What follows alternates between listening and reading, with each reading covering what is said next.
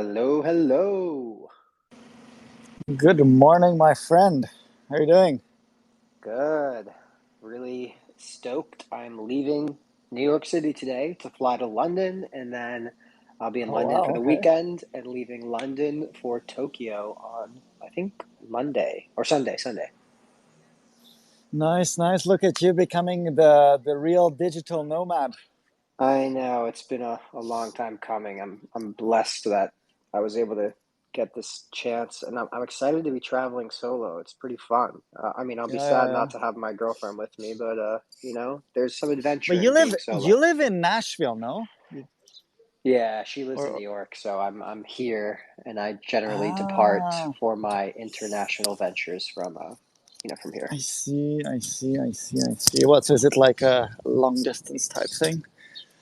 It Relationship? is. It is, at least for the time being. I see. Then you're exactly like me then. My girlfriend, she lives in France, whereas I'm mostly in Spain. Yeah, So oh we're a man, bit I'm back and I'm getting to forth. Spain this year. Mark my words, dude. I'm gonna get there. But make sure you tell me on time because I'm all over the place. So and you come and I'm not here. That might be a pity. That would be a pity. So Yeah, I'll try to get on scheduling that while I'm abroad. Plan my next trip before my current one ends. yeah, yeah, yeah. Let's share this space. How about that? I feel like we need to share this a bit. Yeah, I Let's just get this tweeted it. going. Okay, let me. I really like the one where you have the little GIF animation part of it. Yeah, I like that too, but I fear like from conversion, it requires 2 clicks to set the reminder, but it might be worth it for the scroll stopping nature of the GIF. I don't know. Yeah. So that set reminder is that, but that's directly the link of the space, no? Yeah, but if you have an image, then it doesn't embed the space, so you got to click the link to open up the space Yeah, embed and then hit I set see. reminder. Yeah, And yeah, yeah, every yeah, click yeah. is a conversion loss of up to 50 or more percent. Oh shit! Really? Okay. Yeah, generally just good rule of thumb. It's usually more, frankly. Yeah, yeah, yeah. Actually, that's a good thing to have in mind. Yeah, man, less clicks. And what's your experience with having like short, concise tweets versus more verbose? Because I'm trying to just like tweet as little amount of words as possible whenever I want to like tweet something. Yeah, I mean, look, I'm pretty surprised that I actually I just got the Twitter Blue back, and so I can do the long form stuff, and I'm pretty excited about it because formatting threads takes a lot of fucking time. Yeah. So that's kind of neat, but I do think like simplicity is like the key here. I mean, there's a very famous drawing from the guys at Apple. It talks about the Apple design process, and they refer back to, I think, a Picasso thing where Picasso draws a bowl and then he distills the bowl down to its most simplest form. And there's something very difficult about distilling something down to its simplest form, to the essence of the idea. And I think when you can actually do that with a tweet, it's like that's the shit that like really hits hard, you know? Yeah, yeah, yeah. For example, let me just share this tweet in my Discord. Yeah, I'm Man, I'm I getting the just hang shared of it. this Discord thing. It's fun, man. It's actually really cool because like this one advice you told me, start with one channel and expand from there. I think that's working pretty well. Like for now we just have like one channel, the lounge, Yeah, dude. and like we have a bunch of people already in there. That's pretty cool. And I'm Yeah, pretty like happy. Like we I had, already think I have too many channels, frankly. yeah. And yeah, I think we already have like 80 people join just by sharing the link in around on Twitter. So that's cool. Nice. That's pretty Uh, good. Well, I was thinking like because a couple of other people told me that's pretty good number as well for like just having it a couple of days.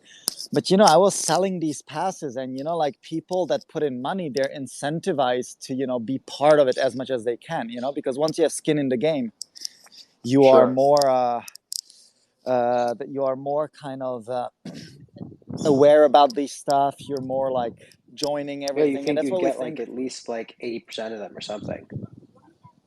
Yeah, yeah, yeah. And I haven't been like promoting it like crazy either. Like I shared the link 3 times. We did one retweet with some people, and that's about it.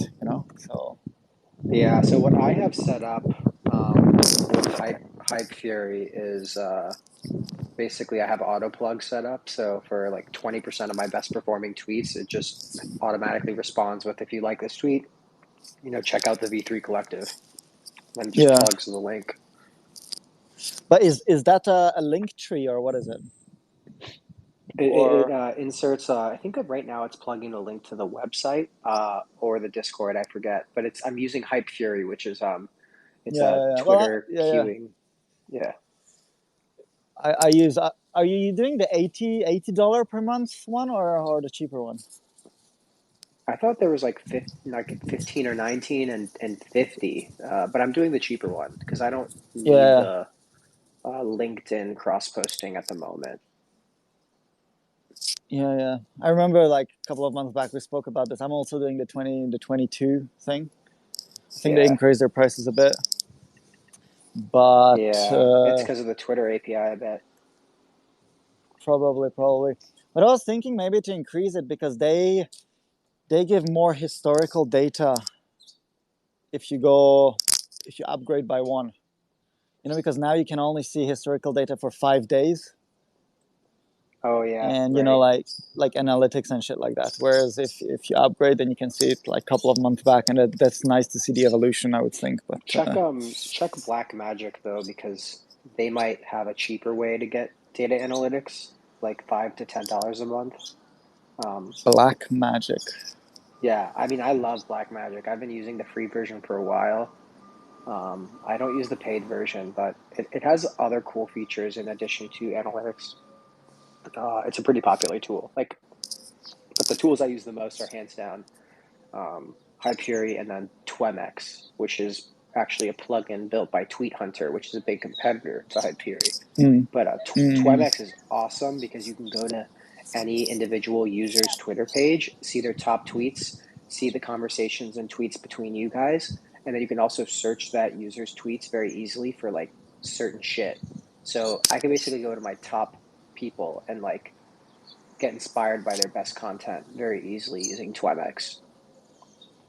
nice, nice, nice. Didn't you have We're another getting one you were using? You told me. No, you said you switched um over from Hype Fury to something else. oh Does that yeah, not ring a to bell? Tweet Hunter. I switched back to Yeah. Hype Fury Oh, you because did. Tweet Okay. Hunter was more expensive. I originally switched to Tweet Hunter because it allowed more accounts, and for a while I was managing like 10 Twitter accounts. And now I was like, that's spreading myself way too thin. But Yeah. also, Tweet Hunter had this thing where when you were setting up your queue, like I want to post at this time and that time, it told you your followers' most engaging hours, so you could actually determine the best times to post using data of your following. Whereas Hyperi doesn't have that built in, but if you use Follower Wonk for free and you have less than like Yeah. 5 or 10,000 followers, you can get that data and really only need to iterate on that like once a month, so it's fine. Nice, nice, nice. Okay, so long story short, you're saying Hype Fury is fine. Yeah, Hyperi is better, and I think Tweet Hunter Yeah. had some hiccups due to the Twitter API. Really, The, really. the Yeah. reason I really went with Tweet Hunter is it also boasted like pretty cool AI features, but that shit is like not good yet, and it's definitely not good for Web3. Like you gotta keep your voice, at least for Yeah. now. Yeah. Yeah. Yeah. Yeah. Yeah. Well, welcome everybody. If you want to get up on stage, get up on stage. We're gonna have Barcella join us later today. He is the official slash unofficial CEO of CryptoPunks, and we'll get more into explaining what the hell that means later. But in the meantime, retweet the space, get your friends in here, and if you want to hop up on stage, um, toss in the request. We're happy to have you. I don't know what you want to talk about, Forever Punks, but I know this past Tuesday we were going to talk about the Twitter algo. We never got around to it, and then you wanted to Yeah, talk yeah, about yeah. Iron Paws, right? I haven't checked them out yet, aside the art, Ooh, which looks pretty dope. that was yeah. I mean, why don't we? Maybe let me say one or two things about Iron Paws, and maybe when more people join, we dive into the Twitter algo before Barcella joins, because the Twitter algo is something I'd love to hear your thoughts on. I think you dove into it more than I did. But basically, yeah. So me over the past 3 weeks, I've been doing my mint. I've learned a lot on how kind of do white lists, on how to do pricing, on how to kind of manage all these sort of stuff. And there's a fellow punk, Adam Ape. I don't know if you guys know Yeah, him or have heard of him. Yeah, I mean he's a nice guy. He's been around for like a couple of years, 2 years I'd say, and I listened to he has like a his. bandana punk, right? Yes, yes, yes. The first time he really got on my radar was during Punkcast, right? I listened to his Punkcast episode. Man, I love Punkcast so much because you just literally just hear the voice of the punk and the story of the punk themselves. Anyway, so he got on my radar. He had a really cool story, that he's this graphic designer, this brand guy, and he got his first punk, the one he's rocking now, with a drop he did during the bull market that went quite well, and it vibed well with the community, and he built a quite nice following. Like I was looking at 30,000 followers the other day he had, and then even the Iron Paw Gang account had like 30K followers. So quite a nice fan base over there. And yeah, so last week he did this drop of 4,000 animated characters. And I was looking at them, and Valko, are you part of the Punks Telegram, by the way? Yeah, yeah, yeah. Yeah. So he was like giving out whitelist spots for punks over there, and not like insane amounts. I think it was just like 50. And I was like wondering, that's not a lot, Like this guy's pretty confident that he's gonna sell out and things. And so I followed the mint, like the whitelist mint live. Like I pulled up Etherscan, and the mint went live at 11 p.m. my time. And it was fascinating to see how in less than a minute the account went from 0 ETH to over 100 ETH. Valko, it was fascinating. Wow. And it was 0.15 per mint. So I would say on the expensive side of things for sure, because Sure, yeah. usually the mints. I mean, Point oh eight's kind of like the average. acceptable. Yeah. So, and I don't know what's the utility, but this is more like, I guess, in the PFP kind of category, kind of thing. So like the Forever Punk passes with point 0.3 were already like on the very expensive side of things, but 0.15 I would say is the middle. And it's just fascinating to see how just on the whitelist, based on a lot of FOMO, people were just ripping these things apart, and like they got to 1,000 out of 4,000 minted like within a couple of minutes. And I was like, oh my god, this is like really well done. And immediately you saw like the secondary market forming. So then I went over to OpenSea and I saw that guys who were not on the whitelist, they were like crazy FOMOing. And people who got whitelist, they were like dumping on those that didn't get whitelist at like 0.5. So there was like an immediate profit there. And it was just so fascinating to Right. see how it was like the mechanics, the game theory of this. And it was like really, really well done. I mean, I'm not sure like Adam did it by himself. There probably was like a team behind this. It's like, a lot of work. Like I know myself, it's a lot of work put in behind this, but it just seemed so seamless and so amazing. So I just wanted to like share that story. And So yeah. So I want to do a mint eventually for the V3 Collective, which is like it's my pride and joy right now. It's the community I'm building for Web3 solopreneurs, really with the intention of, accelerating blockchain adoption by creating a legion or like an army of like small one person Web3 businesses. And I eventually want to do a mint because, I want to dedicate all of my time to it. I don't want to be stuck doing client work for the rest of my life. Although I have one client I really love and I probably will never let them go. But, um, I want to dedicate all of my time to it, but it's hard when it's not, like I have to prioritize what pays the bills, even though in my heart, the V3 Collective is my priority. But on top of that, in addition to covering my time, like I want to bring in guest speakers. I want to do retreats. I want to do so many things for the community, and I think it'll always have a mixture of like free users and paid users. Something similar to I think what Zen Academy has done. But Yeah. anyways, like I got to do a mint at some point. Right now, I'm not focused on it. I'm focused on building the community and making sure I provide value, bring in the right members, and get the community to provide value to themselves. So it's not just like all on me. But if you were to give me some advice based on what you learned from your mint and Yes, what you yes. saw from Adam Apes mint, like what would it be?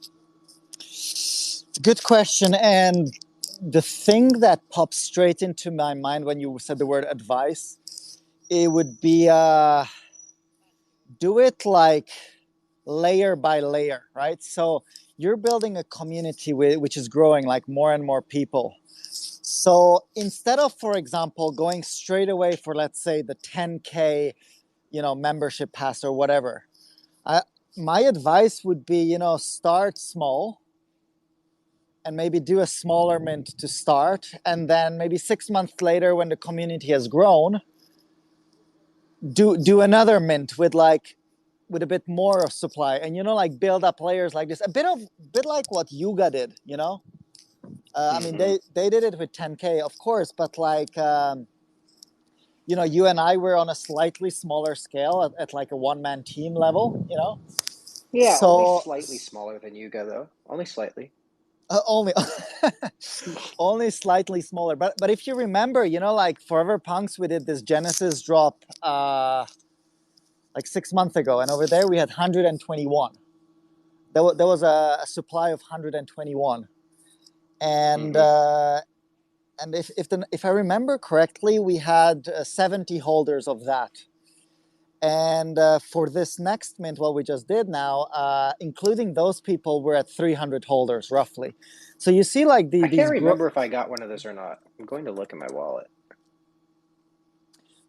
so yeah, and then what we ended up doing is that holders of the original one will be able to claim one for free of the pass. So it's like level by level. So this is what I would recommend to you, maybe Valko, is if you're seriously like thinking of the long term, then it makes sense to say, okay, this is going to grow over time, right? And Mm-hmm. to kind of it's not easy. It's very hard. There's a lot of like game theory, game mechanics behind this, and then of course you have to like put in the bull market, the bear market, all that kind of factors into it. But it's not easy. It's not easy for sure. Yeah, yeah. But you think in terms of like tools for a non-technical person, definitely what was the one you used Manifold, right? Yeah, I mean, manifold is fairly fine. Like it's pretty standard. You can actually, I don't think you can create like a profile pic type collection over there. But if you just want to do a pass where everything is the same, Mm-hmm. you can use that. Like the proof pass type thing, or the Forever Punks pass type thing. That's fine for that. But Yeah, yeah. I think at the one man scale, it's more than enough. Gotcha. Okay, So cool. Well, yeah, yeah. I'm pumped. I got some early supporters, even here in the room, like Jake and Vashar. They've been part of my community for a while, and I definitely want to figure out a way to like bring in new people, but also take care of the people that have been there all along. Yeah, yeah. Cool. Shall we maybe Well, shall we talk a bit talk about about some the? Twitter? Yeah, that's what I was saying.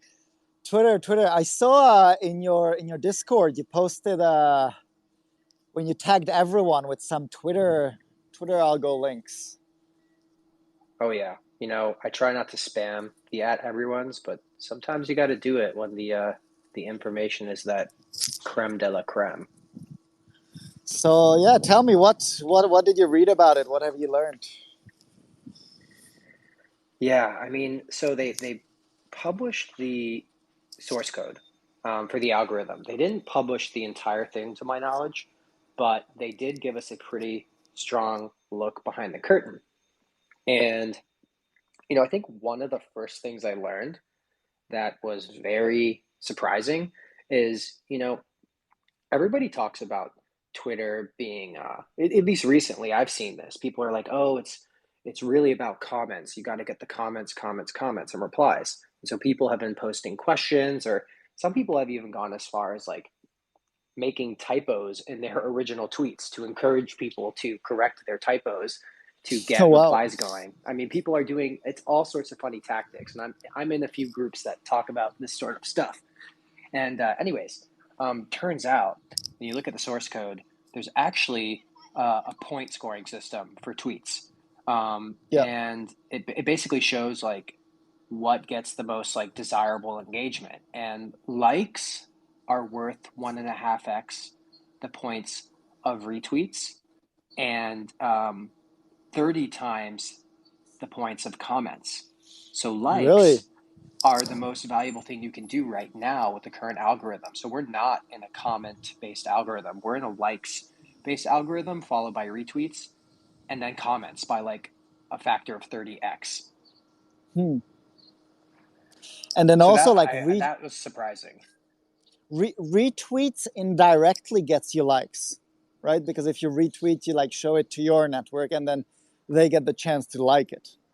So it's a bit like Exactly. Yeah, it's a little bit of like a viral effect there. I mean, you should look at the code. Like, obviously, you have way more technical code legibility or literacy than me. But just even from what I can tell, like you can see this point system pretty clearly. so Likes I are did worth I 30 didn't times the points of comments. yeah, so I didn't look at the source code like myself like yet, but I looked at a couple of YouTube videos, and basically my understanding was that there's like three steps to the algorithm. Step one being it selects a bunch of tweets that could be relevant to you, and I think the number there is at any point in time when you visit Twitter, it selects I think 1,500 tweets Yeah, that's right. that could be relevant to you, right?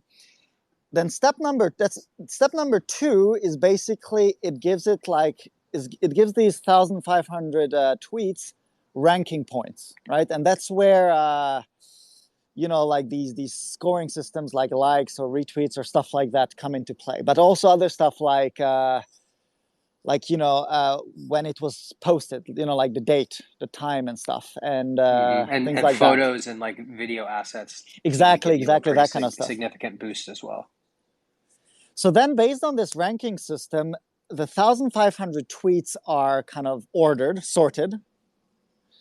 And then step number three is basically they filter out uh, like muted accounts or blocked accounts or stuff like that, right? Exactly. Yeah. So basically, the stuff I read describes it in similar terms to you. There's the point scoring system where there's these like multiples on the points, likes have the most, then retweets, then comments. And then there's this concept. Oh yeah, and then like images and videos give you kind of like a 2x boost generally. Um, Yeah. then there's this concept of pools, and so you're kind of putting these pools based on like your for you feed basically, based on who you interact with. So like this really stresses the idea like you have to interact with people who are in your niche so that you don't end up in like multiple pools, which would ultimately negatively affect your engagement. You really want to focus in on people that are in your niche. So a strategy I've employed for a while that's been helpful, and I'm not an expert, but this is what the experts do, is I have two Twitter lists. Both are lists of people in my niche. One is people under 5,000 followers in my niche, and then the other one is people over like 50,000 followers in my niche. So it's basically small in niche and Hmm. big in niche. And I try to engage with them for 15 minutes a day each. But now I'm kind of changing my metrics to be more of like comments based metric. So it's like I try to do 15 replies on each a day. So that's another thing I do. And then to get to the like negative kind of final step, yeah, if you're reported, blocked, unfollowed, or mute, like in mass quantities, you're basically getting shadow banned for like 90 days, um, which 90 days. Wow. yeah, for up to 90 days, which obviously can like really screw you. Oh, the other thing, just remembering is like if you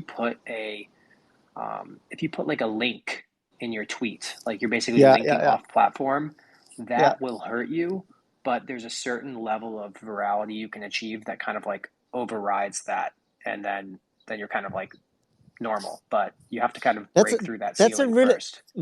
that's a really good point because like at the end of the day, some of us want to achieve like virality with a link that directs you to, I don't know, some sort of conversion page, whether it's a sales page or a website or whatever. And I always got the impression, like subconsciously, that if you include a link, you get less engagement. Like I always had this subconscious feeling, but that seeing like the source code itself confirms it. But so what's this virality factor you're like saying that if you pass a certain level, uh, Yeah, you I'm get not beyond that? sure. I don't know So how to quantify it. Maybe if you look at the code, you could figure it out. But basically, as far as I understand it, there's a serious handicap for posting a link. And the other thing we didn't mention, that's very important, is the For You tab boosts users with Twitter Blue. yes, yes, yes, yes. And wait, it boosts it, but didn't I see that eventually you will only see for you like Twitter Blue users? That's what Elon said, and frankly, I don't know how I feel about that. I mean, I suppose it's just a slightly more aggressive version of what's already happening. But I always view Twitter as this platform for everyone. And it kind of is upsetting to think that the native default feed would basically only include paid accounts. Like, that's kind of fucked up, especially when you think about countries where like $8 or whatever the fuck it is a month is actually a lot of money. Yeah, That kind of pisses me off. So I would be okay with it if they let you. I said this on a previous space we did. I would be okay with it if they let you change your default feed to the um, following feed, which is the second one, which I think is just chronological shit from people you follow or only people you follow. Maybe it's ranked in some way, shape, or form. But if your default feed is only paid accounts, like that sucks. Like I follow accounts because I want their shit on my feed, Like I don't want to have to swipe over to another feed to see them or go to a Twitter list I specifically curate in addition to following them to see them.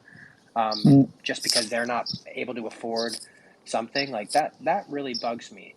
But I will say, the bot squashing is obviously not over, but and there's definitely been false positives. I was caught as a false positive for 3 weeks, and it was brutal. Like I thought I was going to lose my entire Twitter account following forever, and I was mm, shouting at the wall, and Twitter support wasn't helping me. It was miserable. But what I will say is, I booted up an Instagram account recently. I haven't had an Instagram or a Facebook or anything since 2012, and I just cross post my good tweets to Instagram using a bot. I use Hype Fury. If my tweet gets over mm, 20 likes, it gets screenshotted and posted to Instagram. That's it. So I don't engage on Instagram or anything. And perhaps that's promoting this problem. But the botting on Instagram, when I do check in on my account, is awful. It is terrible. So if there's one thing I do appreciate, it's like it's at least the bot problem isn't so rampant here on Twitter. mm. And so, how's your experience on Instagram been like apart from the bot problem? Have you like, I don't know, curated some followers over there, or had some I have success like there, or it's just not really? I have like 60 or maybe 100 followers. I think my username's Valco_ETH. I mean, frankly, I hate Facebook. I hate Meta. Like, Yeah, I just don't vibe with it at all. I think it's very antithetical to the entire Web3 movement, frankly. Like, my old boss at Yat used to say this a lot. Working for Meta is like working for like Marlboro. Like, it's like working for a cigarette yeah, company. yeah, Like, yeah, it's yeah, not yeah, it's yeah, not cool to do anymore.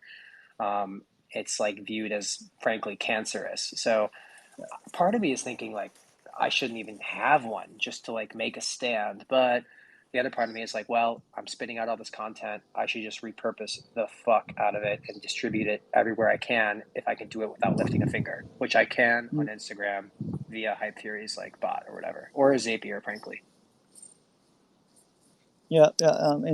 Interesting. And there's also WhatsApp. I don't know how much you use WhatsApp, but that's also part of the bundle. But I am very much in the same boat as you are. I'd love not to use them, but it's kind of like so part of society at this moment that it's pretty hard to avoid. I mean, Um, look, I actually work with a lot of like people raising money, like fundraising. And a lot of the clients I'm working with outside of my Web3 business, I just do free advisory. And they're doing crowd funds right now. And one of the biggest ways they actually pull off their crowd funds is email marketing and Facebook. Like literally between those two wow, things, people are raising $5 to $10 million rounds from really? people just using basic like proven email marketing and Facebook, you know, frameworks and playbooks. Like it's nothing novel and new. Heck, their idea could even be kind of bad. It might not even exist. It could just be a pretty looking deck So there's with like a pretty face and crowdfunding stuff or what? Like yeah, Kickstarter or crowdfunding stuff. Yeah, basic. No, but for equity in the business, like true crowdfunding. There's a Mhm. special regulation for that. I forget if it's Regulation A, but it's a special SEC exemption for Yeah. that type of security. And anyways, it just kind of blows my mind. Like, as much as we might hate Facebook, it's kind of so entrenched in society now in a similar way that email is. And it's actually a very effective means to reach audiences. Like, if you look at the numbers, like how many daily active users are on Facebook versus LinkedIn versus YouTube versus, all these platforms, like Facebook ranks very highly. It's just so deeply entrenched, as does YouTube, which is why I'm really excited to announce that in a very few number of days, maybe a week, I'm going to have a full automation set up for this Twitter space so that the moment the space ends, my little bot army gets working, and within like maybe an hour to two max, the whole thing is recorded and posted on YouTube for anybody to watch. So it's going to increase our distribution massively. Sounds amazing. Looking forward to that. And yeah, I mean, we'll keep these going twice a week. It's been pretty cool for now. If anyone wants to, hop on stage, say hi. I see Glovin just did. I accepted him. I think we have Yeah, a and couple of minutes before. Barcella should be coming in like 7-ish minutes. I think he's running a little bit late. He's a boss, he's like driving to work, and he's gonna get to Yeah, work and then sit at his desk and join our Twitter space. nice. I see Jake just joined as well. But Glovin, how are you doing? Thanks for hopping up. Yeah, great. How you doing? Good, good, good. How are you doing? Great. Like I'm going to New York next week for NFT New York. Yeah, Hey, I hear a bunch of people will be there. Unfortunately, I won't, and Valko, you won't either. But Oh, is I it? will be in Japan, Oh, but well. I've gone for the past 2 years, and it is so freaking fun. Definitely get your sleep, Oh, pace yourself, because it is easy to stay up late, kill your immune system, and get sick as fuck oh, from NFT NYC. But it's so worth it. But I would say drink some water, take some vitamins, pace yourself, and make sure you have at least one or two events every night to go to, because you're going to meet so many people, and it's going to oh. be one of the best days or weeks of the year. Mark my I words. see. I see. Thanks for your words. Yeah, but like, also I have quite a big difference. I mean, like a t big time difference between like where I'm usually based in and the time zone of New York. It's like 10 hours difference. So yeah, it's gonna be tough, but yeah, I'm still looking forward to it. Hey, that might help you. I mean, frankly, most of my active hours at NFT NYC were like 7 p.m. to 4 a.m. Oh, So you might have an advantage here. oh, where are you coming from, Glovin? oh! I stay in Seoul, South Korea. Okay, okay, okay. Nice.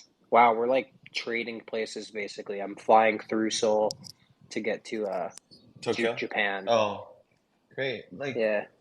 like few of our team members are going to Tokyo. Like we were, I was going to Tokyo. I was going to go to Tokyo at first, but it's like now distributed to New York and Tokyo. So you're going Hmm. for East Wait, Tokyo? so yeah, and Dow Tokyo, yeah, Oh, I and see. like one of my clients is doing like a team offsite, so I Mm. wanted to be there with them. So what's Bank Off? I'm like poking through your profile. What's it about? Oh yeah. Thanks for checking in. I've actually talked with Forever Punks regarding like a collaboration with another account, like you say. I'm not sure like whether you Ah, remember or yeah, not. Yeah. So it's like a yeah, tool yeah. for anyone to create a loan service. So for example, like for NFTFi and BandDAO, it's like a platform that anyone can come in and be a lender and the borrower, and it connects. But for us, it's like a tool for like lenders or communities collecting DAOs to create their own loan service. It's like fully customizable, the parameters, the design.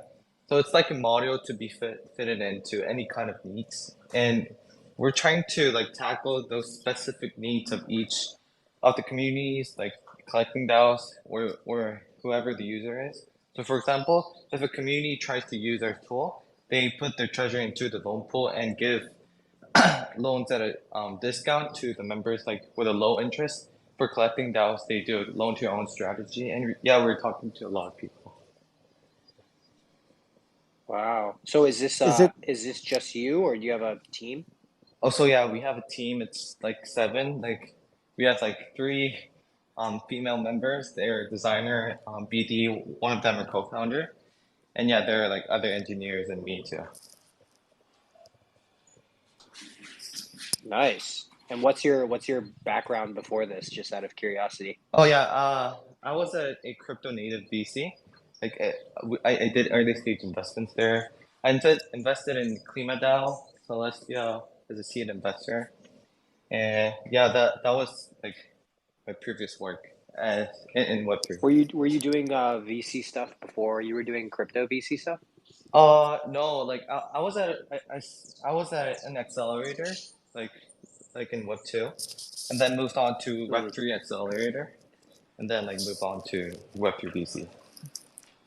Oh, amazing. I was like in venture capital for 6 years before jumping into Web3 Oh full wow. time. I never did any crypto deals when I was in venture capital, but I probably helped deploy almost $100 million over the 6 years. I worked with European family offices who wanted to invest in startups for a while.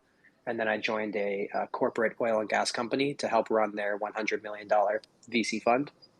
And we were investing to help create efficiencies in the refineries and pipelines. So it was like hard tech, industrial tech, and all that. And then I was just spending so much time in Discord and Telegram groups during the last bull cycle. I could tell it was different, and I was like, you know what? I really love this. I'm going to find a way to go do it full time. And so then I closed up my VC days and uh, joined a startup finally because I had had so much FOMO sitting on the sidelines. Yeah, like that like same applied to me too. Like, and most of our members are Yeah, from like traditional finance.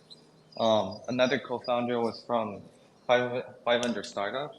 She did like fund of funds, yeah. and like there, another co-founder was from build like the first P2P finance service in South Korea. And yeah, like we all come from financial background, and we're trying to like tackle some specific problems, not like a one size fits all like strategy like Bendao or any other like DeFi protocols, but more like a tailor-made solution for individuals. Yeah, amazing, man. Well, it's nice to meet you. Thanks for coming up, and let's stay in touch. I'm in Korea maybe once every 2 years, and Oh really? we have a lot of things in common. So let's definitely stay in touch, and Oh maybe I yeah, can help you sure. find some cool stuff to do in New York. Yeah, sure. Barcella, what is up? How's it going, everybody? Sorry for my tardiness. Can you hear me? Am I good? Oh yeah, we can hear you. Awesome, awesome. Valka, you said you work with family offices. It's funny. I've had some experience working with family offices in my past, and it's always a challenging environment because family offices a lot of the time you got some. I, I think I'm hearing some background. Is someone ordering a Starbucks right now? Eh, Might have been me, but I just go on mute then. as long as you got your latte, Forever Punks, we're good. Um, So yeah, family offices are challenging if they're multi-generational because sadly, I think if you're dealing with someone in sort of a newer generation who's part of a family office, their family in that case, in some cases you're dealing with egos and so on, and so it's always a challenge dealing with family offices I found. So kudos to you for spending several years in that environment because it's never It easy. was it was very eye-opening, the kind of shift in our model in the VC space, not the most innovative thinking, but it was just a different way to approach VC is instead of doing a fund Yeah, where we raise all the money once and do a 2 plus 20, kind of model, we actually did deals on a direct deal basis. So we would bring them to the family offices who are our clients. We would vet the deals, do full analysis, and then yep, do yep, sales. Yep. And we would take a brokerage fee. So we'd take like 3 to 5% of the deal, and then we take half of our fee and invest it alongside the client. It was a buy side fee. So it was a fee they paid on top of their investment for us sourcing the deal. And then yep. we'd co invest half of our fee as like Mm. kind of a sign of good faith. Like, hey, we're not just throwing this over the fence to you as a broker, but like this is our carry effectively. And it was really cool. It was really fun. But the problem was like, to your point, it was so hard to sell. And like, unlike a fund Mm. where you sell once and then you manage the money, we had to sell every goddamn time. So it was Yeah. Exactly, it was exactly. tough. Yeah, fair enough, man. Well, listen, thanks for having me on. I appreciate it.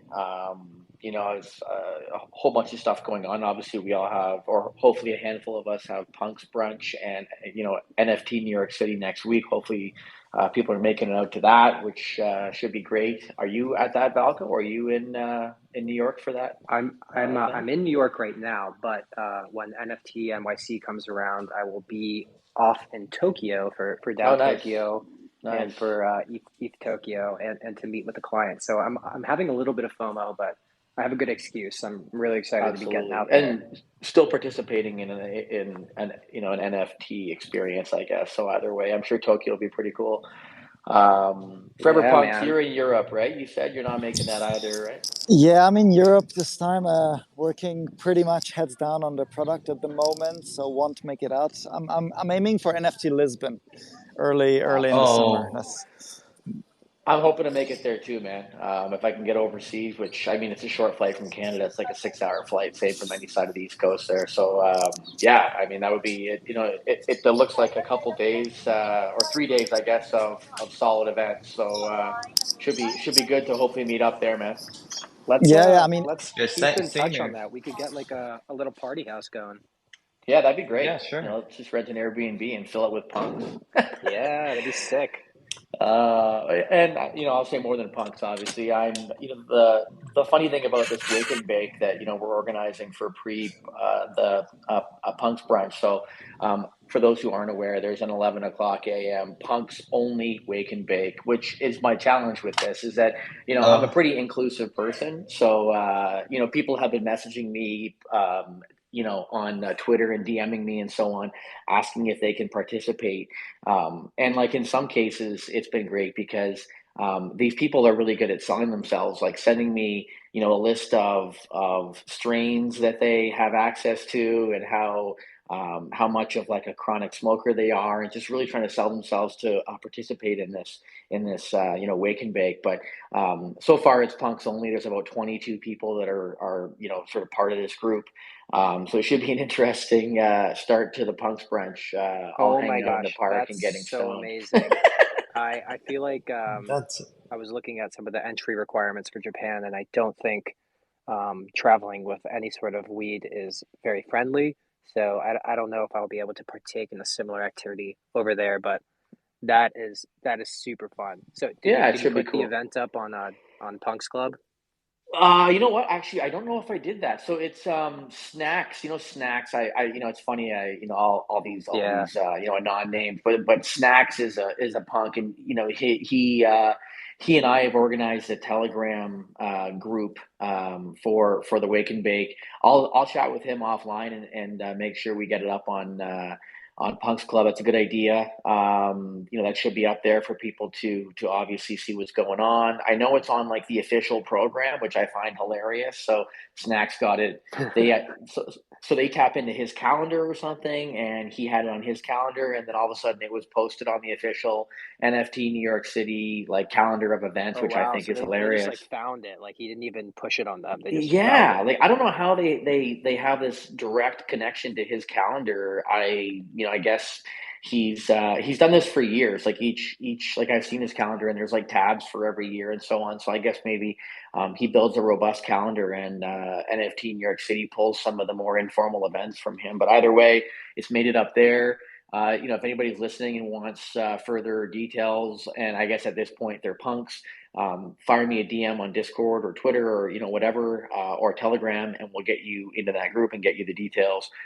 For those who might be listening who aren't punks, I sincerely apologize. I am an inclusive person. I have had the conversations about bringing other people in, but I guess it's a bit of a slippery slope because as much as it sounds fun to have like 200 people smoking weed in a park, that could cause a problem.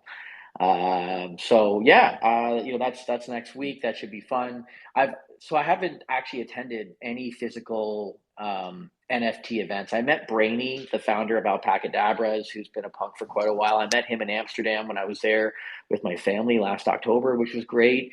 And Roto as well. So I met those two punks, and it was great to physically connect. I think it's a challenge when you're in this space and you've only been, in this space on a virtual basis. And power and respect to those who want to stay anonymous and we'll never meet people in person. But as someone who's always appreciated, in-person relationships, I think it's underestimated how nice it feels to be able to finally connect with people on in person or at an in person level when you spent your hours, months, years talking to people strictly virtually. And I mean, it's you're able to effectively build a relationship with those individuals through Discord and so on, but not, in my opinion, completely. And so, it's nice to be able to physically meet up, and I'm really stoked to meet a bunch of punks and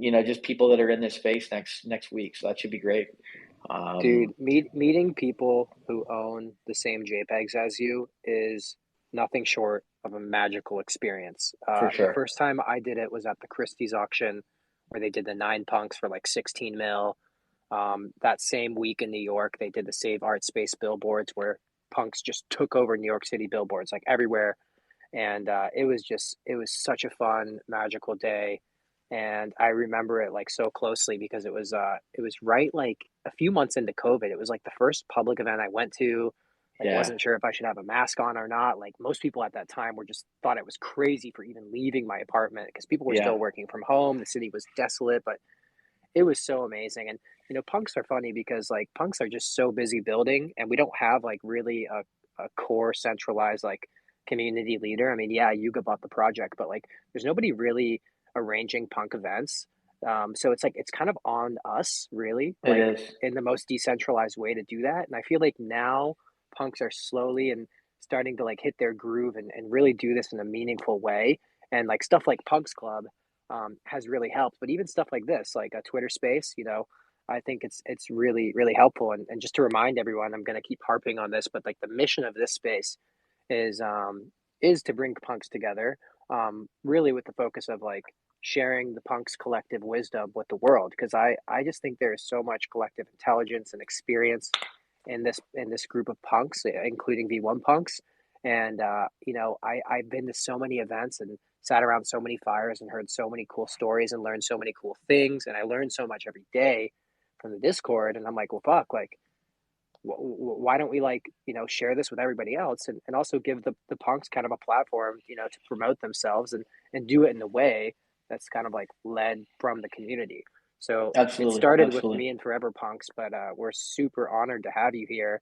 And maybe this is a good chance to talk a little bit about what the hell is happening, since you're the CEO of CryptoPunks and all. Like, what's going on with the economics of Sig token? What's going on with the project? I feel like For people here sure. might not know what it is. I just For remember sure. just one day there was these Sig tokens that were airdropped to me I'm pretty sure I already sold all of them. But there's this fun game with who the CEO is and the controls they have over the supply of SIG. So what's the latest and greatest, and what caused you to even like go in and take the leap of faith and become the CEO? Man, so like honestly, I'll be transparent here, and I sort of said this to an extent in the punk cast with Maxwell, but I'm happy to sort of dig in and sort of reiterate a little bit here. So, um, I was in the same boat as you. I heard about this SIG token back in December of 2021, and I'm like, oh, this is another token. It's the year of tokens, and this is right after I had made a bag off of the loot, those loot bags, if you recall, and the adventure gold, and how chaotic that was, and so it was like the year of the token, and my theory with any token, any airdrop, any freebie was I would always turn it into ETH. And honestly, I was winning that game in terms of, turning it into ETH right when it had been dropped. And that was when, for a lot of these things, they peaked immediately and never got back to their Oh historical yeah, that was like initial the playbook. price. Like wait That was the 3 to playbook. 5 hours, maybe a day. Like it's hard to really Exactly. tell. You're trying to time the market, and that's always a And then you gambling just game. sell. But like You just you wait sell. a bit and then you sell. Yep, yep. And so I did that too, man. Like I sold my SIG too because I, didn't know what it was.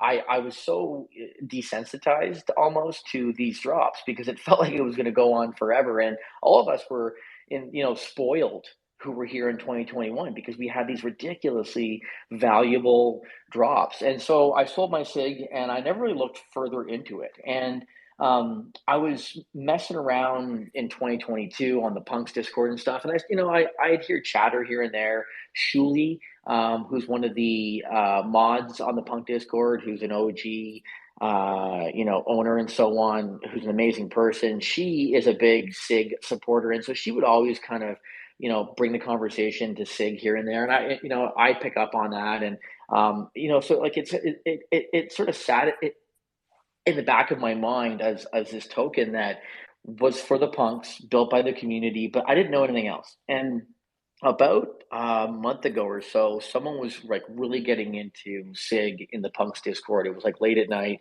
and I'm just watching them go. And Shuli got involved, and I'm like, man, like what's going on with SIG? And so literally, I went over to the SIG website, and I saw there was this current CEO, and I kind of had a memory of the fact that there was CEOs of SIG and everything, and I honestly thought it was Who was more or the less CEO a. before you? Was it Maxwell or So he's Dennis? on here right now. So his name is God Save Goat, or Save the Goat. He's a current listener. Feel free to pop your mic on. He's a great dude.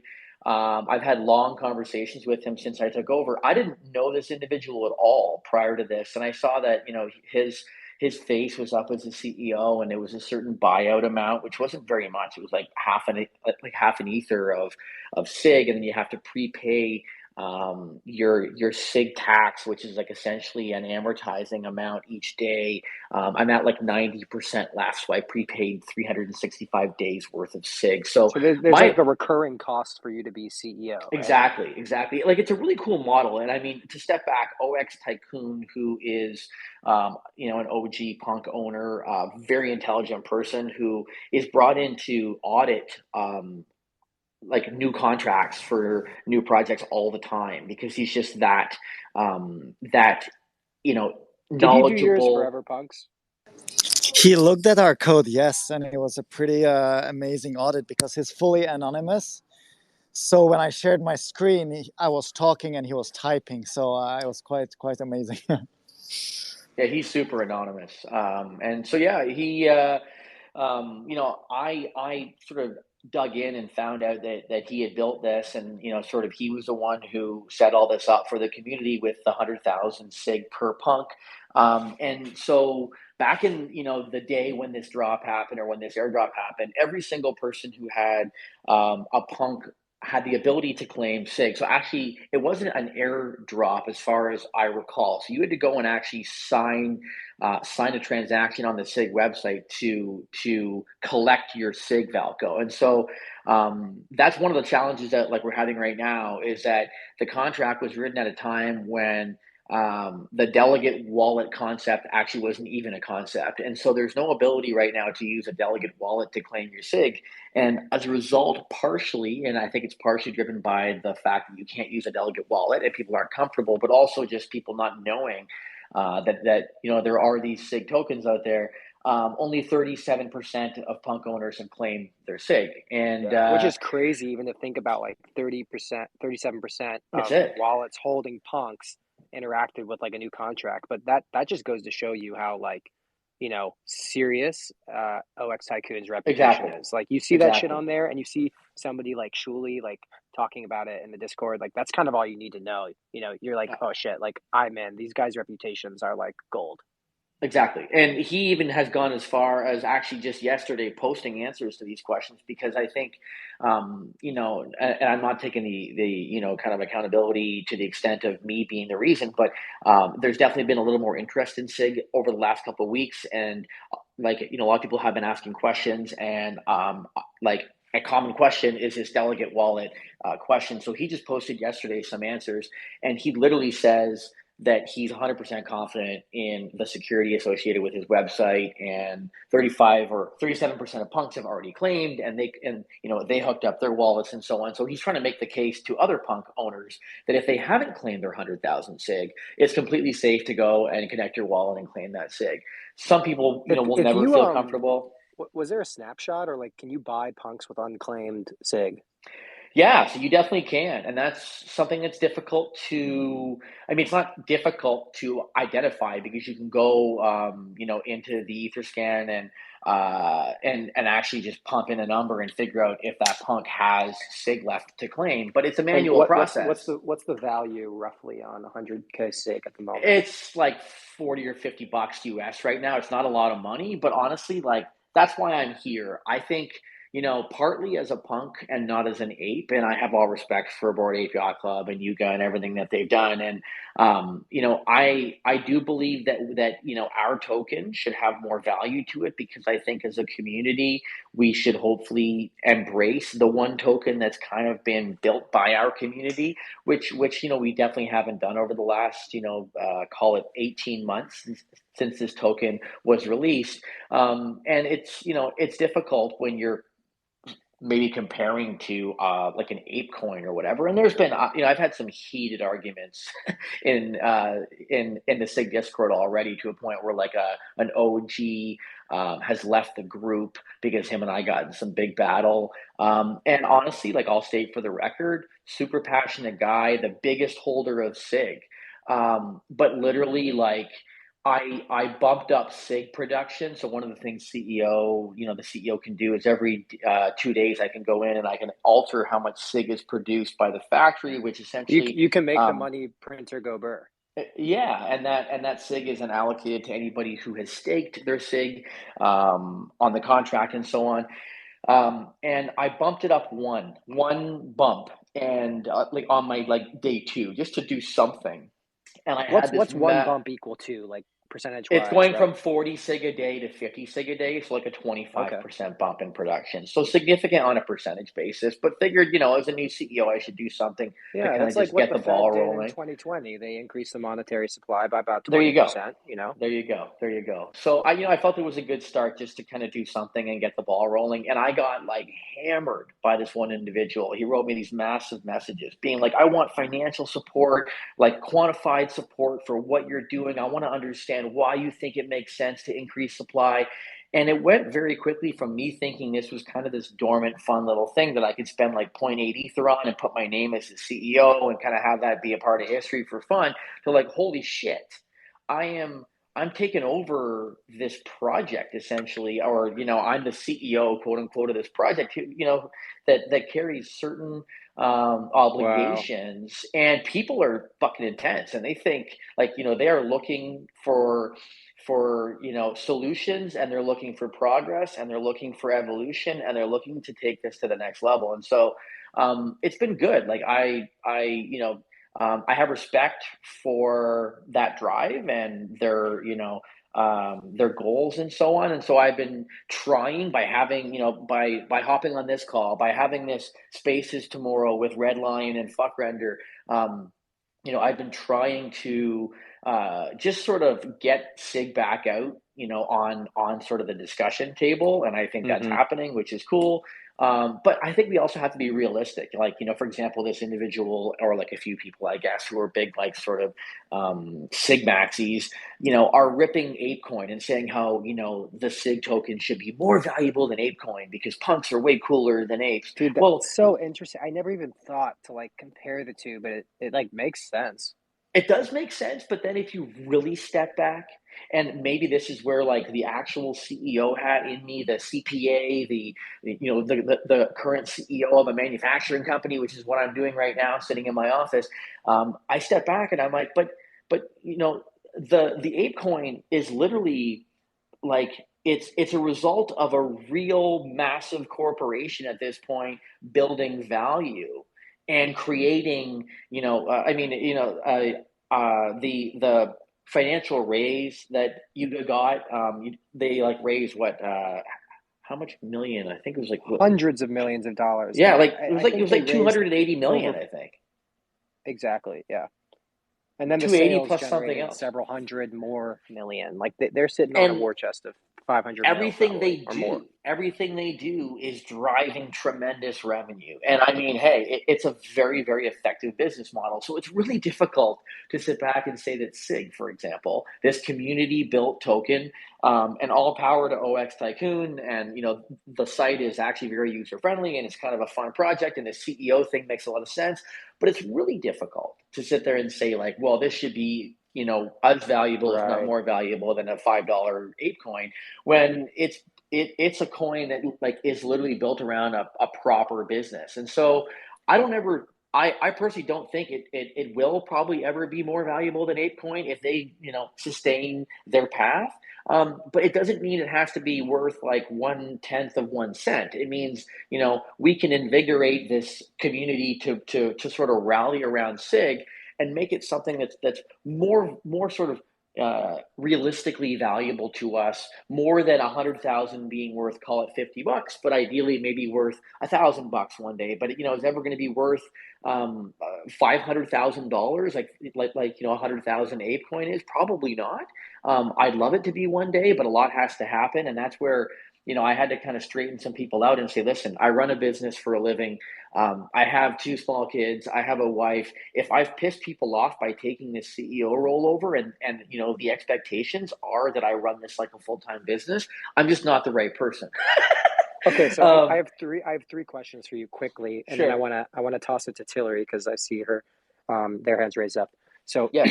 first question, does anybody at your company know that you're sitting in your office right now as the CEO of a manufacturing company talking about how you're CEO of the CryptoPunks SIG economy? No, but the funny thing is, if you walk into my office, my daughter's punk is framed on the wall. My son's punk is framed on the wall. I have a massive Barcella hoodie punk on the wall. I have some other art, So and then I basically have, anybody at your company who like follows you on Twitter might be in the room right now. yeah. So no one even knows that I am in this space, as far as I know. Someone could have like dug in Right. and figured They this could see out. the punk, look up the ID, see that it's only Totally. you. Totally. But like it's Amazing. funny when they walk into my office because there's always like this like double take, like what the hell are those things? But no one has the balls to really ask me what the hell they are. Oh my gosh, that's amazing. Okay, second question. What is the Yes. fully diluted market cap of ApeCoin versus SIG at the moment? Oh man, like Sig is right now at like 300 grand, and I don't even know what Ape is. I can pull it up right now, but it's definitely a lot more than 300 grand. Ape We're is talking sitting like at, several orders of magnitude difference. oh, like you can't really compare. Like right now, the market cap is, there's no way that's correct. Um, Sorry, one second here. Ape.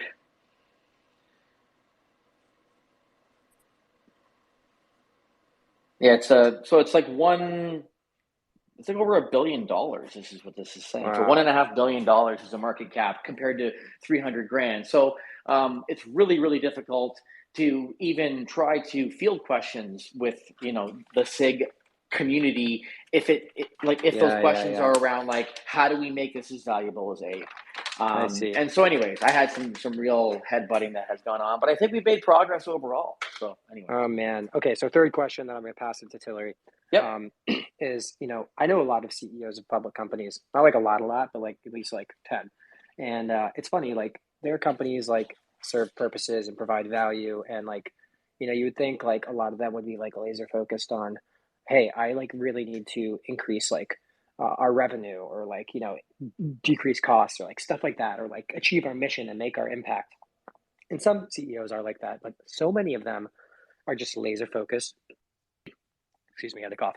So many of them are laser focused on their stock price. I mean, in their offices on a big screen is Yeah. simply the stock price. And they do whatever they can via marketing or investor relations within the bounds of all the rules that are the SEC and the financial markets to make sure that Yeah. fucking stock price is looking primo. And obviously, like, certain people like Elon is amazing at getting his stock to trade far above like what it would be valued at using kind of a traditional Yeah. valuation method. So my question for you is, do you view your job as the CEO of SIG to just pump the price of SIG, or do you have some greater ambitions here, like bring utility to SIG? Because I just, like there's so many things you could do. And I hate to focus on price, but at the same time, like that's the thing that gets headlines, So like it's not wrong to be focused on pumping the price. Like that's again what all these public I CEOs think are so one laser comes focused on. before the other, man. I think if you get the utility, if you can prove to people that it has value, that the community is awesome, which it is, like the small active SIG community is a great community. But if you can add the value and you can do the things that are going to make people interested in reinvesting in this, well, clearly, I think that's going to have an impact on your stock price, on your token value. So, I think to answer that question, so for example, I've been talking with Forever Punks, and how could we ever do something that SIG and Forever Punks, like the actual marketplace, could work together? For example, it's not easy right now to know which punks on the market haven't claimed their SIG. So why not have, for example, on the Forever Punks site, you can see your list of punks and all that main page, and you can filter accordingly. The site's amazing so far, in my opinion. But if maybe there's a little symbol on every punk that hadn't claimed their SIG. Furthermore, maybe going further and trying to create a collaboration with, for example, Forever Punks, or someone else or some other project. But I've had this conversation with Forever Punks actually quite recently, which is why I'm saying this. But where there is a utility to even utilizing that marketplace, and maybe there's a connection to SIG. I'm not going to hint any further, but I'm having a lot of conversations with some really smart people in this space, some active people in this space that have shown interest so far to reinvigorating the community's interest in SIG, and doing that through creation of utility via other marketplaces and so on. So that's definitely I something see. I'm working So on. so you want to like, as a byproduct of providing value, increase the SIG price, but Correct. that's not the goal. It's like No, it's no, an I mean, outcome. sure, it's great. But I think, you know what, man, like the one thing I've learned as a CPA who came into this space is I came in as an economically driven, cold-hearted accountant who was looking to flip punks and make money. And I'm currently kind of like a very different person. I built a lot of good relationships, a lot of good friendships.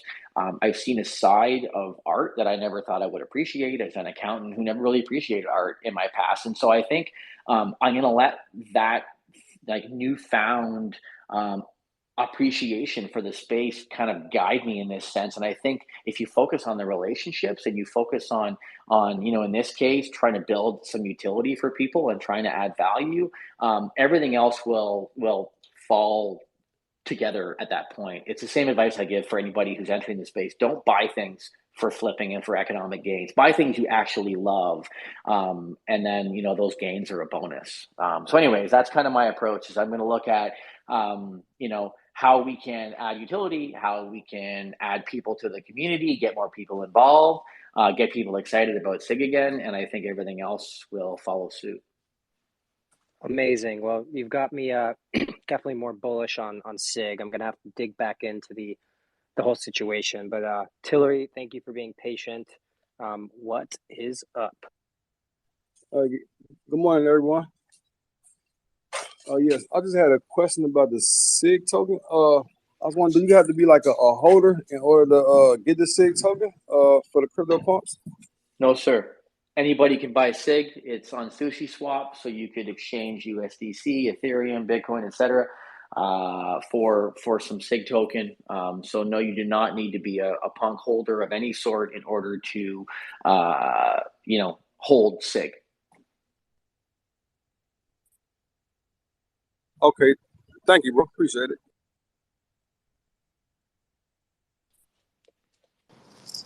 Do we know how many holders there are like today of SIG, like different wallets? It's a very good question. I do not know the answer to that. Actually, I'm not sure if God Save the Goat feels like speaking up, but he might know the answer to that. And I don't think OX Tycoon is on this call, but he would know the answer to that. But I can get that answer. I do not know. That's a great question, actually. Yeah, because that would kind of give us an estimate of how many people are in this ecosystem. And then, do you know how many people are in Discord? That would maybe give a good estimate. Yep, I can check for that right now. We have... Yeah.